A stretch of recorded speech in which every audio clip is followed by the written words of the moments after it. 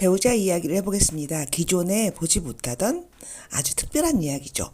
명리학으로 배우자를 알아보는 치트키, 비법 같은 이야기입니다.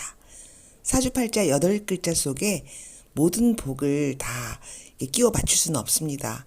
어느 부분은 누구나 불편함을 겪게 됩니다. 우리는 모두 불완전한 존재죠. 그러니까 여기서 필요한 것이 배우자의 기운입니다. 나를 생해주는 배우자를 누구나 원하고 나도 또한 상대방을 보완해주는 사람이면 더없이 좋습니다. 배우자는 일지입니다. 그래서 일주는 나 혹은 배우자 인연의 글자인 셈이죠. 그런 배우자를 알아보는 법, 내 사주의 배우자의 모습, 단도직입적으로 본론만 이야기하겠습니다. 우선 가볍게 이야기 하나로 시작하겠습니다. 이런 이야기 들어보셨나요? 우리 어렸을 적에 미래의 배우자의 모습을 알고 싶잖아요. 보고 싶잖아요. 궁금하잖아요. 그런데 이렇게 하면 배우자의 모습을 볼 수 있어. 이렇게 전설의 고향급 비책이 시중에 떠돌았습니다. 저도 누구한테 들었는지는 잘 모르겠어요. 근데 이제 그걸 어떻게 하냐면 밤 12시에 입에 식칼을 물고 손에는 손거울을 들고 변소 아니 화장실에 가는 겁니다. 그리고 거기서 그 거울을 이렇게 들여다봐요. 어둠 속에서. 그러면 장차의 배우자의 모습이 그 거울에 이렇게 비추는 겁니다. 나타나는 거예요. 어떻게 나타나냐면 거꾸로. 이게 상상하면 좀 무섭잖아요. 그래도 혹시 진짜 해보신 분이 계실까요? 향토색이 있는, 연배가 있는 그런 분은 이런 이야기를 들어보셨을 거예요. 해보신 분도 있을지도 몰라요. 여기서 중요한 포인트. 왜 내 얼굴을 거울에 비췄는데 배우자의 얼굴이 이렇게 거울에 거꾸로 비춰지는 거지? 왜 거꾸로 나타나지? 무섭게? 좀 이상하잖아요. 근데 상상하면 좀 되게 무서운 것 같아요. 결혼을 안 하신 분이 계시다면 진짜 화장실에 가서 그렇게 해보시든지. 근데 사주로도 대충 이런 상황을, 배우자의 상황을 유추할 수가 있답니다. 자기 일주를 뒤집어 보는 거예요. 이게 비책이에요. 자기 일주를 뒤집어야 상대방의 얼굴이 나타나는, 거울에 보이는, 거울에 비춰지는 원리처럼. 사실 내가 무슨 일주라고 한다면은 그 안에 옆에 글자, 일지 이런 걸 보면요. 배우자의 모습을 유추할 수가 진짜 있답니다. 그래서 어떤 일주다 그러면 배우자 운이 좀 불리한데 이렇게 말할 수가 있는 거죠. 쉽게 예를 들어 보겠습니다. 오행으로 내가 목생화 일주라고 한다면 상대방은요. 거꾸로 목생화 일주를 만나게 됩니다. 내가 화생토 일주면 상대방은 거꾸로 화생토 일주. 내가 수생목 일주면 상대방은 거꾸로 수생목 일주. 이렇게 만나면요. 운명의 종이 울리는 거예요. 다시 글자로 바라볼게요. 내가 임인일주면 상대방은 갑자일주. 내가 병인일주면 상대방은 갑오. 신축이면 기유. 내가 병자일주면 뒤집으니까 이모일주 아니면 계사일주. 정유일주면 신사. 경자는 임신. 임진이면은 무자. 이렇게 만날 수가 있죠. 운명의 종 울립니다. 여기서 조금만 더 응용하면요. 제 부모님 얘기를 해드릴게요. 임술일주와 기축일주가 만났습니다. 도대체 왜 만난 건지. 딱 봐도 축술 형사를 짜고 있잖아요. 엄청 의견이 안 맞으시죠. 근데 남들 보기 좋게 모냥 안 빠진 게 그럭저럭 만나서 해로하셨습니다. 사는 동안 제가 옆에서 평생 지켜봤는데 도대체 왜 만난 거지? 도대체 둘이 만나서 좋아할 일이 없는데? 그러면 이제 임술과 기축을 뒤집어 보겠습니다. 임수가 개수, 술토가 기토로 크로스가 되었죠. 이런 게 배우자 인연입니다. 사실 임술일주는 저희 엄마신데 임수가 편관 무토 정도 만나줘야지. 좀 남편으로서 되게 존중하는 거잖아요. 기토를 만났으니 존중하지 않았기 때문에 다투신 겁니다. 의견이 안 맞아서. 근데 잘 사셨어요. 근데 이렇게 일주끼리 이렇게 뒤집어진 구조를 보면요. 생하는 구조예요. 병인이 갑오를 만난다는 것은 서로를 어쨌든 그 생해주는 거예요. 인호합까지 되어 있고, 또 신축이 기호를 만나는 인연은 정확히 깔끔하게 뒤집어져 있죠. 그렇게 만난다니까요. 어려움이 닥쳐도 뭐 헤어져야지 막 이런 생각 별로 안 해요. 어떤 사람은 충으로 만나고 어떤 사람은 원진으로 만나기도 합니다. 어느 순간 어느 운에서 서로가 어떤 점이 좋았으니까 만나서 결혼도 했겠죠.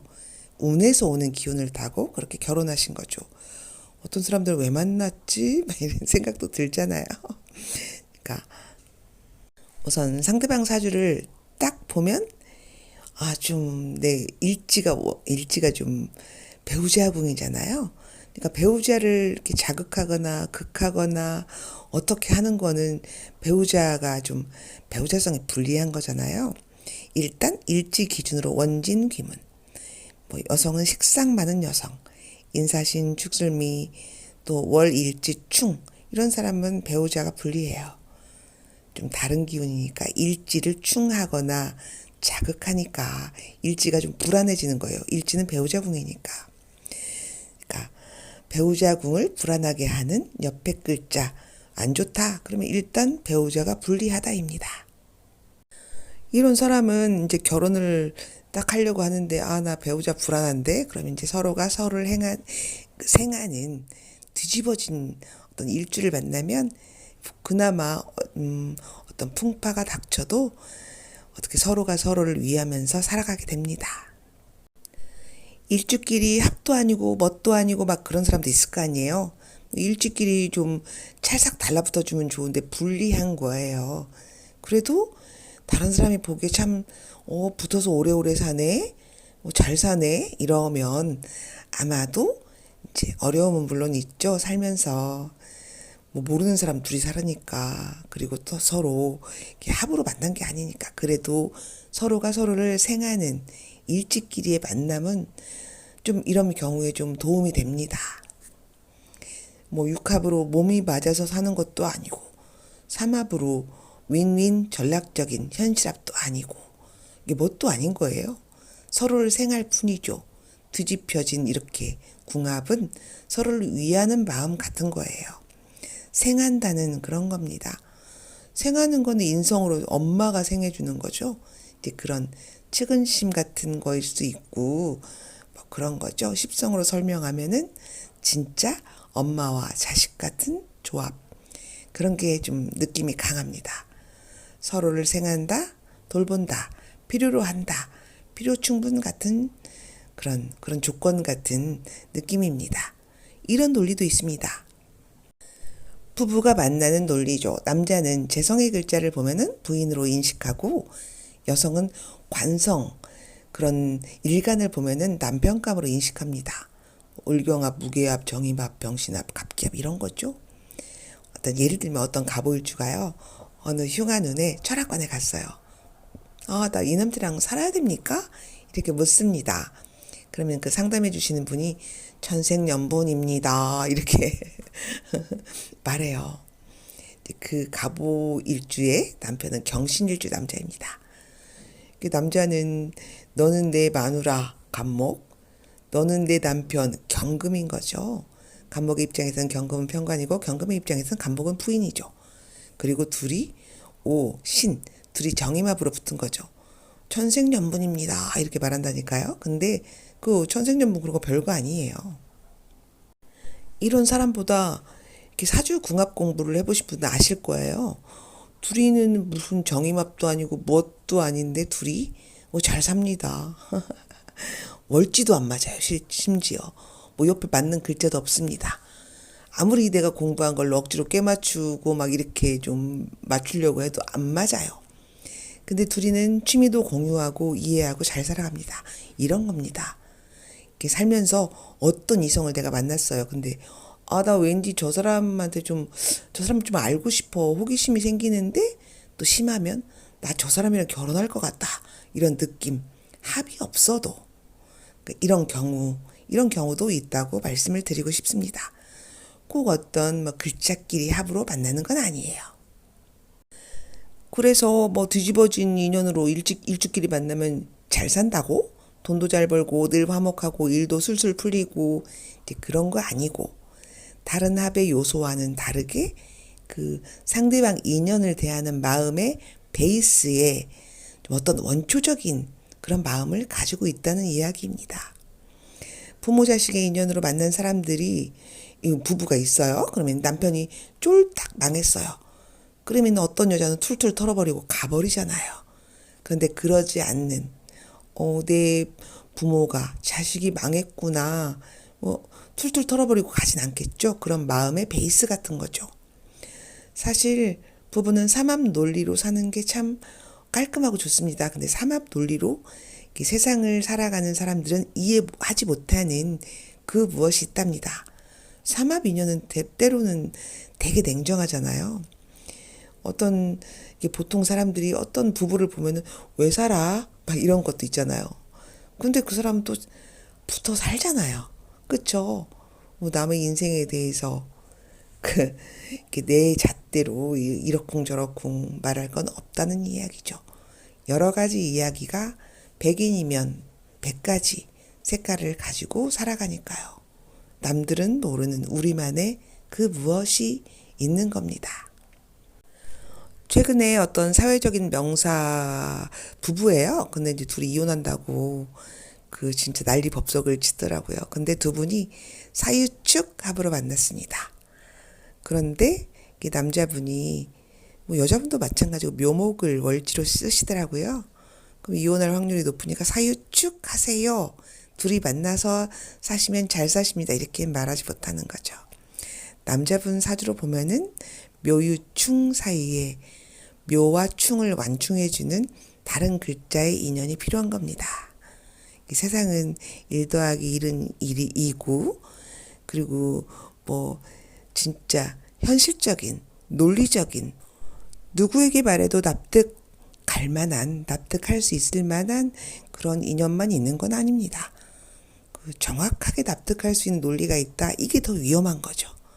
삼합은요, 되게 냉정한 거예요. 어떤 때는. 결혼을 앞둔 혹은 여성 배우자를 만나고 싶은 남성들에게 어떤 여자가 좋습니까? 그러면 의리 있고, 물론 마음속으로는 예쁜 여자를 이제 베이스에 깔고 하는 말이지만, 내가 어떤 어려움, 난관, 역경이 나에게 왔을 때, 나를 믿고 기다려주고, 나를 버리지 않고 같이 도와줄 수 있는 여자, 이렇게 말합니다. 만약에 이런 분이 계시다면은 이런 뒤집어진 궁합 인연도 괜찮지 않을까요? 배우자는 각자의 인생에 그 부적 같죠? 사람 부적 같은 그런 느낌이죠. 제 생각에도 결혼이 내 인생을 한 번쯤 바꾸는 중요한 찬스인 것 같습니다. 제가 이런 사주적인 틀을 가지고 할 수 있는 가장 보람 있는 일은 아마도 직업 상담 그리고 결혼 상담이라고 생각합니다. 보람 있는 일일 것 같아요. 그래서 사람과 사람, 남자와 여자를 연결해주는 그런 사업을 시작해 보려고 합니다. 그 사람은요, 특히 배우자는 내 운명을 좌우하는 존재입니다. 예를 들면 나는 원진이 없는데 원진을 가진 인연을 만나면 그대로 그 원진이 내 인생에서 작용을 합니다. 근데 원진으로 잘 만나잖아요. 좋으니까. 네, 만약에 내가 원진이 있다. 그러면은 그 원진을 풀어줄 인연을 반드시 찾아야 합니다. 그리고 만약에 내가 충이다. 일월지, 일주를 뒤집어서 만나면 좋겠죠. 아니면 충을 해소해줄 글자 인연을 만나야 합니다. 아이 뭐 그까지 글자 그게 뭐라고 이렇게 하신다면 그 글자는 단지 획수를 가진 단순한 글자가 아니고요. 그 글자 안에 그 심리, 작용력, 그거를 상징적으로 표현하는 글자라고 생각하시면 되죠. 제가 홈페이지를 열어서 그런 남녀의 궁합 그리고 만남을 주선해 드리려고 하는 거예요. 비공개로 진행할 것이고 상담도 해드릴 것이고 그러니 오셔서 회원도 가입하시고 인생 상담도 받아보시고 그리고 명리학, 남녀 간의 일주 이런 자료도 보시고 그러면 좋을 것 같습니다. 아직 자료면에서 완성형은 아니지만 계속 채울 거예요. 일주별로, 월지별로 문서를 만들어 놓을 예정입니다. 만약에 내가 살면서 어떤 분을 만난다. 그러면은 그 일주 보면 되잖아요. 그 일주의 특징과 뭐 월지, 작용 이런 것만 알아도 어떤 사람인지 대충 알게 되죠. 사회에서 어떤 사람을 만나도 그 사람에 대해서 알고 싶으면 사주만 알면 되죠. 손해 날 일은 없을 것 같습니다. 배우자 인연 찾기 프로젝트에 가입해주세요. 열심히 찾아드릴게요. 상담을 하면서 어울릴 만한 사주가 필요한 경우가 있습니다. 자료가 많으면 좋잖아요. 일단 우선적으로 자기 자신을 등록해 주시면은 좋은 결과가 빨리 찾아오겠죠? 이 홈페이지는요, 이 사업은 중매업 같은 데이트 어플 같은 그런 종류의 일입니다. 결혼정보회사는 아니고요. 비용도 비싸지 않습니다. 관리자 선생님께 전화 주셔서 자세히 안내를 받아보시기를 추천드려요.